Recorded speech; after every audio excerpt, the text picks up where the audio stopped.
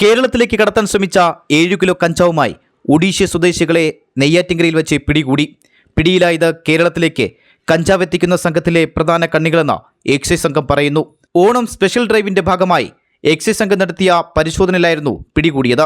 4 kilo കഞ്ചാവുമായി Neyyattinkara bus സ്റ്റാൻഡിൽ വെച്ച് ഒഡീഷ സ്വദേശികളായ അമിത് കുമാർ അഗർവാളിനെ Neyyattinkara excise circle inspector KV വിനോദിന്റെ നേതൃത്വത്തിൽ പിടികൂടി. തൊട്ടു പിന്നാലെ 3 കിലോ കഞ്ചാവുമായി അമരവള ഭാഗത്ത് വെച്ച് ഒഡീഷ സ്വദേശിയായ ധർമ്മ മാലിക്കിനെ നെയ്യാറ്റിൻകര എക്സൈസ് സർക്കിൾ ഓഫീസിലെ എക്സൈസ് ഇൻസ്പെക്ടർ AK അജയ്കുമാറിന്റെ നേതൃത്വത്തിലും പിടികൂടി.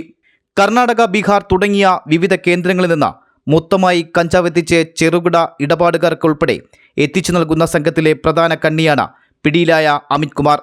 നാഗർകോവിൽ വരെ ട്രെയിൻ മാർഗം എത്തിച്ച ശേഷം KSRTC ബസ്സിൽ സംസ്ഥാനത്ത് കടക്കുന്നതിനിടയിലായിരുന്നു പിടികൂടിയത്. തിരുവനന്തപുരത്ത് ഇത്തരത്തിൽ ഒരു ഇടപാട് എത്തിക്കുന്നതിന് 10,000 മുതൽ 15,000 രൂപ വരെ ഇവർക്ക് ലഭ്യമാകുമെന്നാണ് അറിയാൻ കഴിയുന്നത്. GTV news, Neyyattinkara.